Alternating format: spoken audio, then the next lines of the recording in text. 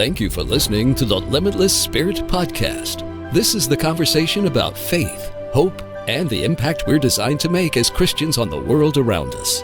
Your host, Helen Todd, the Vice President of World Missions Alliance, has spent over 2 decades traveling to the world's hotspots to meet the spiritual and physical needs of those who are desperate. She interviews guests from different walks of life whose stories, books, and ideas examine today's most pressing issues and challenges of being a Christian today and inspire you to action.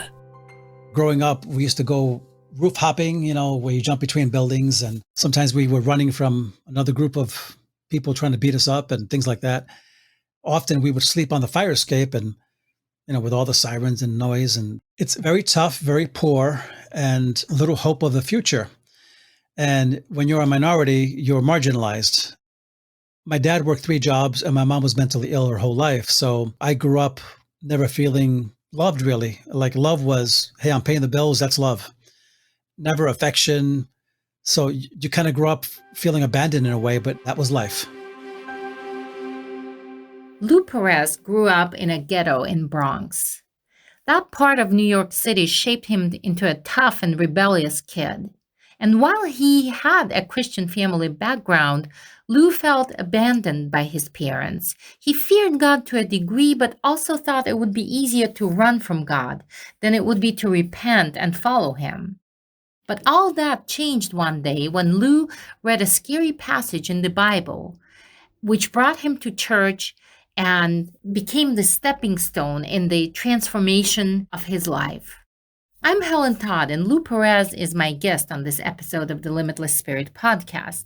Today, he's a pastor, a podcaster himself, and a Bible teacher, and he shares some exciting and really amazing stories how his changed life helped others to change, from a drug-addicted friend who ended up becoming a pastor to meeting a rejected and a lonely boy in China and making his day. Let's hear Lou's story now. Hello, Lou. So great to have you on the Limitless Spirit Podcast. How are you doing today? I'm doing great. Glad to be with you and just sharing our story today.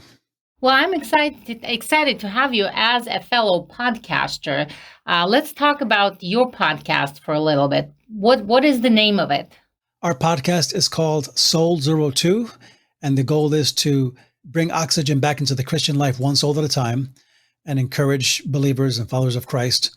But we also get likes and challenges and comments from atheists and all kinds because sometimes I talk about apologetics and things like that on the podcast and navigating, the age of rage that is happening today. But it's soul02.com, and we have a website, and we're also on YouTube. So it's a video podcast. Do you normally just share yourself, or you have guests on your podcast? I usually just share myself because I'm a teacher, and a teacher wants to teach. But it's also an audio podcast as well. Very cool. Well, I hope our listeners check it out. Just knowing you, I can say it's very insightful and entertaining at the same time. And speaking of this, I am excited to share your story on the Limitless Spirit Podcast today because even though I have known you and Luisa for many years, I've known you as a pastor, as a friend, as a fellow missionary sometimes, but I didn't know Lou Perez before you accepted Christ. So let's talk about that. Before I came to Christ, I was in a Christian family in that my grandfather was a pastor, and we have other uncles and aunts that are evangelists and ministers. And so we always had the influence, even though we were in the ghetto and kind of tough kids. And even though we would do wrong things, we always had the fear of God in us. Like we didn't go so far because we felt compelled by the fear of God. And growing up, we used to go roof hopping, where you jump between buildings, and we used to hide inside furnaces of abandoned buildings, which is people's parents would go crazy if their kid did that. But that's what we did because that was fun. And we used to have fights, like fun fights with rocks and trash can lids as shields. And sometimes we were running from another group of people trying to beat us up and things like that. And often we would sleep on the fire escape because it was so hot in the house that we would just sleep outside the fire escape and, with all the sirens and noise, and that was life. Well, that sounds fun, It actually. was. But to give our listeners a perspective, what was the life like in a ghetto in Bronx as you were growing up? It's very tough, very poor, and little hope of the future. And when you're a minority, you're marginalized, and but you don't know that when you're a kid. When you're a kid, all you know is this city is the whole world. And we actually used to go to the zoo to see the chickens because I'd never seen a chicken or a cow. So you go to the zoo. That's how it was. And so when we first went to the country in Pennsylvania, we stopped just to take pictures of the cows on the road, But it was very difficult, and you feel like in the book of Nehemiah, where God's hand was always upon you. There's at least 5 times where it says God's hand was upon him, and that's how I felt. Now, many people looking at you don't realize that you're not a Caucasian because you have a fair skin, but your ancestors are actually from Puerto Rico. And so, can you share about your experiences when you felt like you were treated as a minority, maybe unfairly treated? Yeah, when I first went to high school in Pennsylvania, people sometimes said remarks when they knew my nationality. But the weird part is that when you are fair skinned and you have long black hair, because I did when I was younger, the other minorities pick on you because they think you're Caucasian. So I got it from all ends. It was kind of funny, but not at the time. So perhaps you maybe felt like you didn't belong at times. Correct. My dad worked 3 jobs and my mom was mentally ill her whole life. So I grew up never feeling loved really. Like love was, hey, I'm paying the bills. That's love. And never affection. So you kind of grow up feeling abandoned in a way, but not even knowing that you feel that way until you get older and those issues come up. So you mentioned that you had pastors within your heritage, and that always had an influence on you in certain ways. At what point do you remember actually understanding that you do have a Christian heritage, or recognizing that there is Jesus and there is God? Well, since I was a boy, really, I knew it, but I ran away from it. And it was easier in my mind to run away from God and the consequences of having to change your life than, it was easier to run away than to repent. I knew that I had to get right with God, even as a kid. So I always had the fear of the Lord in me, but sometimes God uses circumstances to stoke that fear. So how did it happen for you? For me, and this is a little comical, besides like once or twice getting beat up, and on the streets where you get tired of it and you're like, okay, God, I give up. I started reading the Bible by myself, and that was a big deal because I'd rather be outside playing with my friends. So you just had a Bible in your house, or where did you find one? Yes, well, my mom always had a Bible. Even though she was mentally ill, there was always a seed of faith in her. And once in a while, she would be lucid and just say these things with great wisdom that were right on. And then she would go back into her darkness. But she always had a Bible in the house. And so I took her Bible and started reading, and I started reading Revelation and reading about these creepy creatures in Revelation that eat people. And I said, boy, I don't want that to happen to me, so I'm going to go to church. So, well, whatever can get you to church, right? yeah, but you learn later on as a teacher now that fear can only go so far because you can't scare a person into love. Love has to be the basis of our relationship. So maybe because God's so patient, he winked on that at first, but later on, it became a thing of love. That's a great point. So at first it was fear that compelled you to church. How was it that you actually invited him into your heart? Well, I went to the Spanish Pentecostal church where my sisters were attending because they were the first ones really to come to the faith in my immediate family. And they would urge me on, you got to come to church and, all this. And I'm like, nah, I'm good. And I used to curse like a sailor, and cursing was like saying hello, in the Bronx. And so I went to church after all this fear stuff. And the minute the pastor gave the call, I ran up there in my 70s clothes with the big platform shoes and bell bottoms, and I got saved. I just interviewed someone not long ago who also had the salvation experience at a young age, probably 9 or 10 years old. And she said that she actually felt a change in her. Did you have a similar experience? Yes, I felt the presence of God, something that before I had felt kind of like the pull of God, but now I felt like he was there and that my life was about to change. So how did that change happen? Very gradually, because even after I got saved, like I said, I used to curse like a sailor and just had bad habits and just go out with my friends and, till late at night and just come home whenever I wanted. And I was rebellious. I was selfish, self-centered, narcissistic, even at that age, even at 13. And they say that at 12 that you start thinking concretely, and God began challenging me about my language first, because I would say curse words like you say hello, and how that didn't please him. And so I started changing that slowly. And really salvation is, I see salvation as as a process. It's not just a single account, but salvation has four tenses: past, perfect, present, and future. And in a sense, yes, you were saved, but you're still being saved. That's why Paul said to those who are being saved, it's the power, of God. And so slowly he started changing the way that I think. And that process, I believe, will never end until his return. Great point, too, because we tend to think that salvation is that moment when you invite Jesus into your heart. But in reality, this is just the beginning of a process that is ongoing. So that is a very good point. So in what ways do you feel like God directed your steps? Because your life could have turned very differently had you not made that decision of accepting him, growing up under the influence that you did. So how do you feel God directed your path to bring you where you are today, a pastor, a Bible teacher, a podcaster?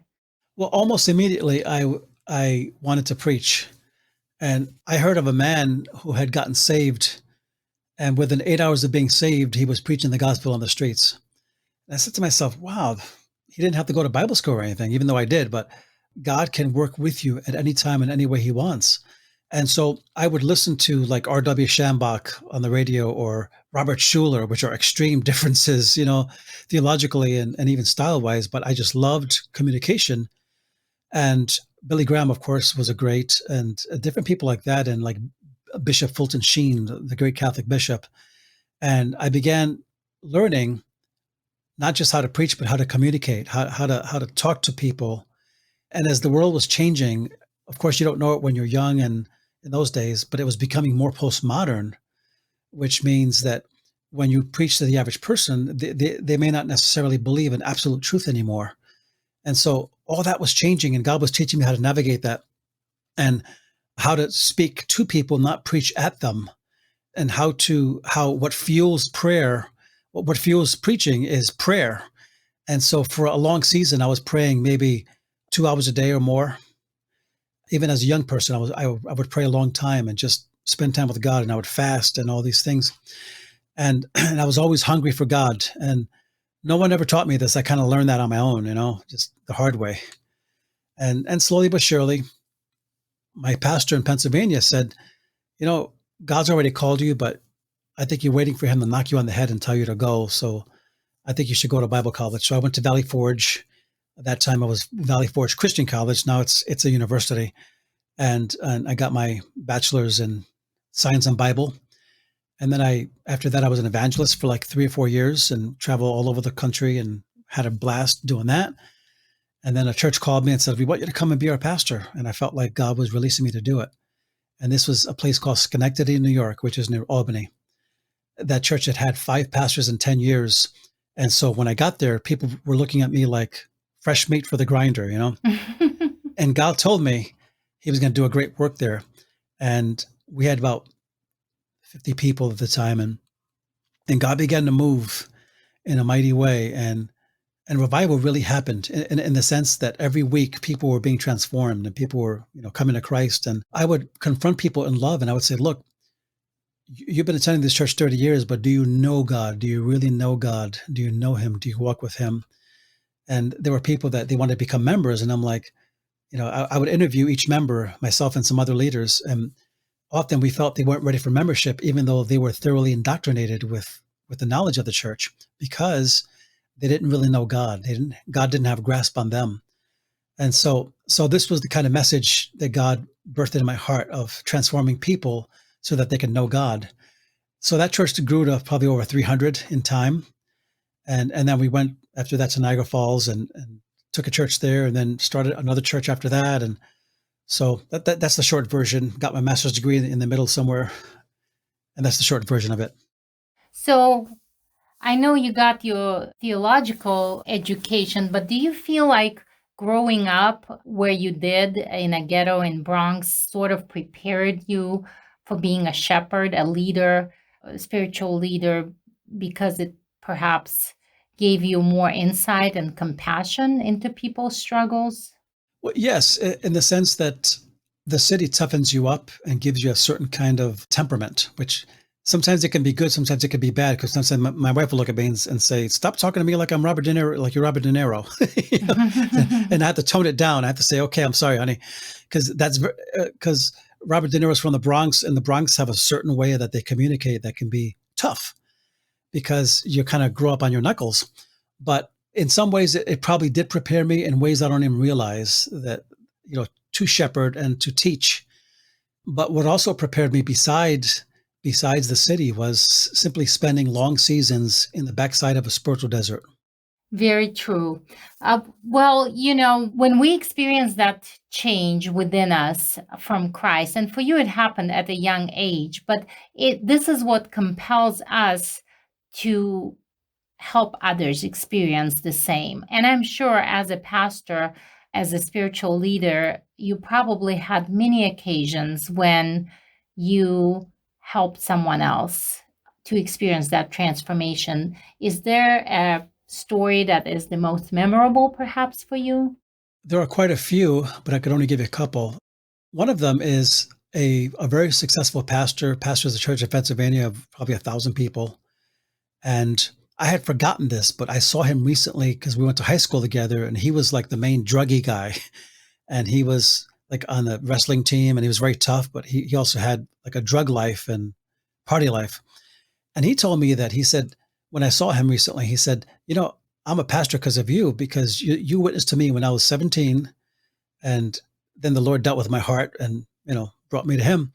And then other people like that are in the ministry because I connected with them in some way that I probably even forgot, didn't even realize. We've had people who want to commit suicide that maybe we made a connection and they're on the right path now, or people who just wanted to quit the ministry. And we got a chance to speak into their life and give them hope and raise them up and just validate them and strengthen them. But there are quite a few.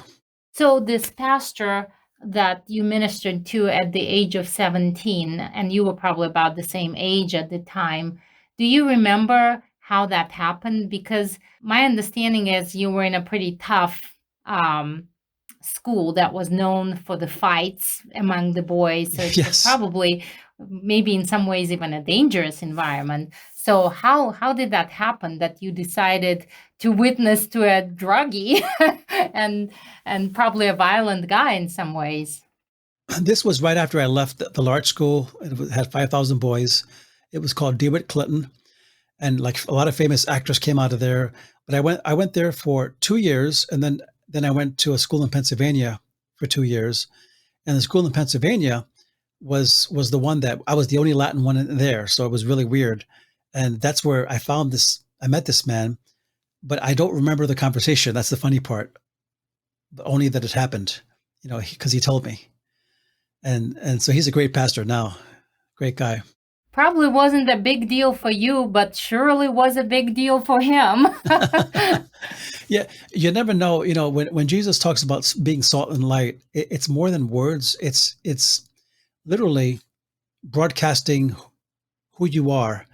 It's letting God refract his light through your life. And that's what, in my humble opinion, being a witness is, that it's more than words. It's letting the imago Dei, the image of God, right, in Hebrew, refract through your life into someone else. And that's how they get it most of the time. Because I believe, I believe in apologetics. However, apologetics are very limited because you can probably talk anyone out of an argument and debate anybody, but it's not the same as broadcasting your heart. And this is why it's so wonderful that anybody can do this without being an apologist.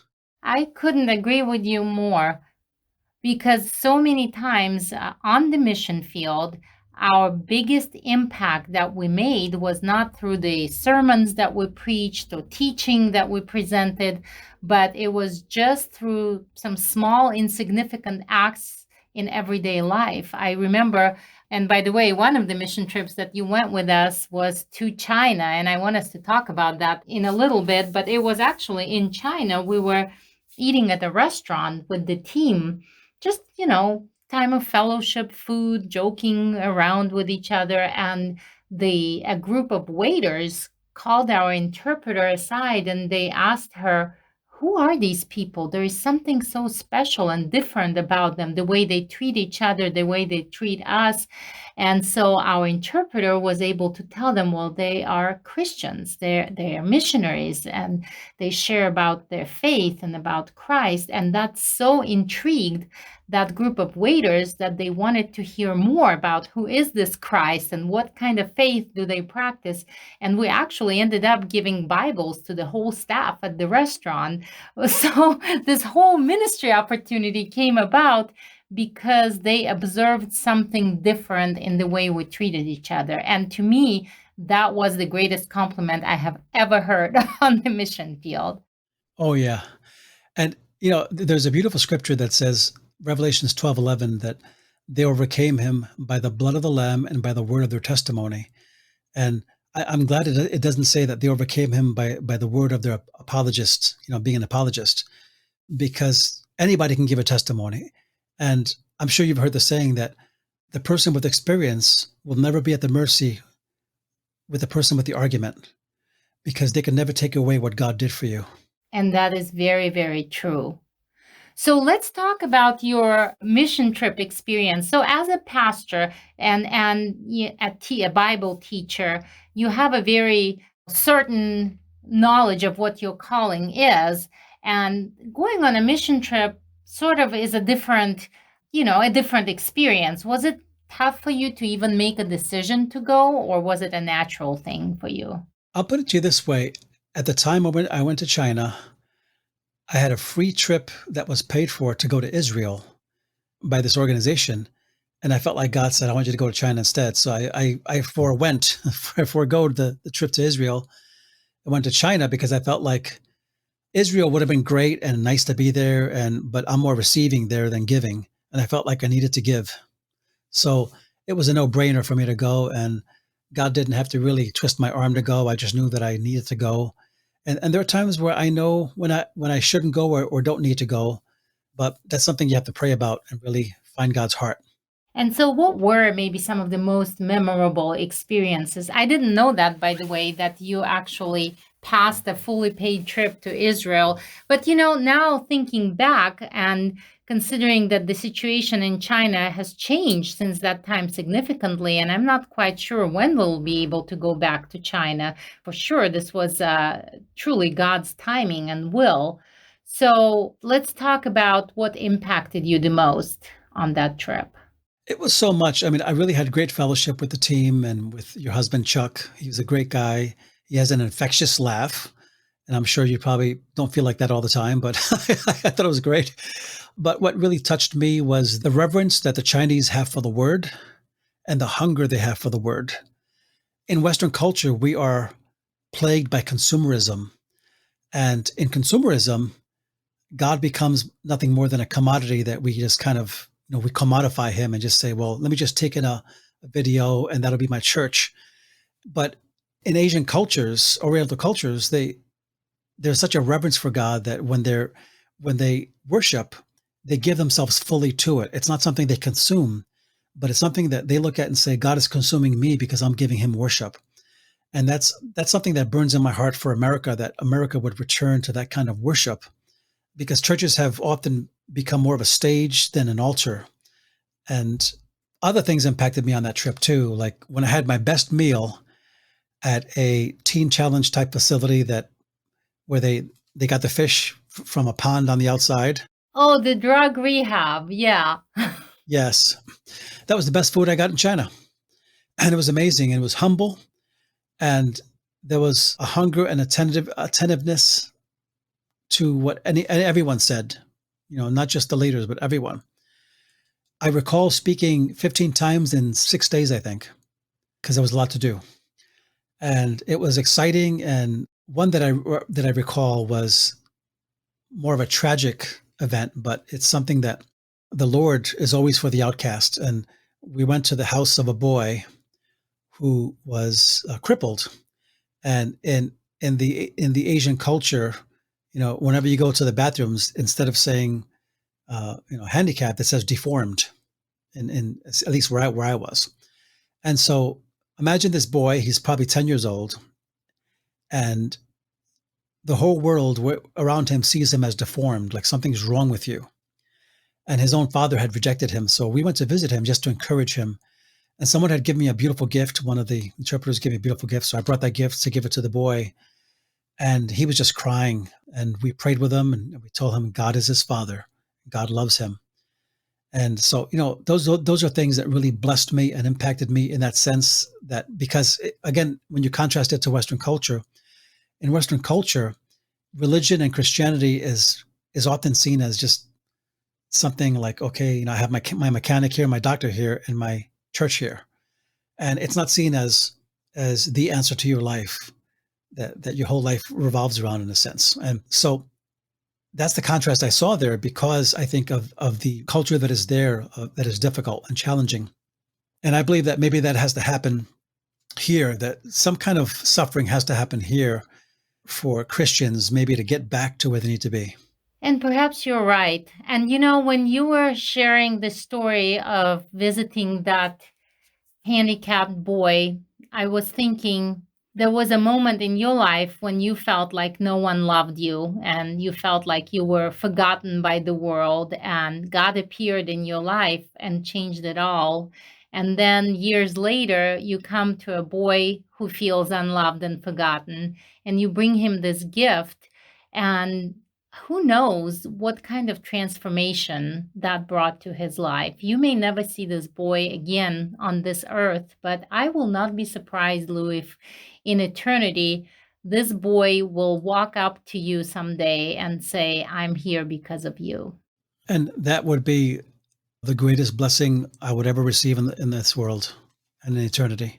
And how wonderful it is that you truly listened to God's voice and went when he compelled you to go, because it is hard to overestimate the impact of just a simple act of kindness. And I'm sure you touched many lives while you were in China, but this is the first time I hear the story of the boy that you visited, and I feel like perhaps that was the assignment for which God called you on that particular trip. Perhaps. I do believe that sometimes there's one specific assignment within the assignment, that is primary. Not that the other things are unimportant, but I hear exactly what you're saying and agree 100%. Well, thank you so much, Lou, for coming on the podcast, sharing your story. I feel like I have gotten to know you better, and that's after all these years of already knowing you.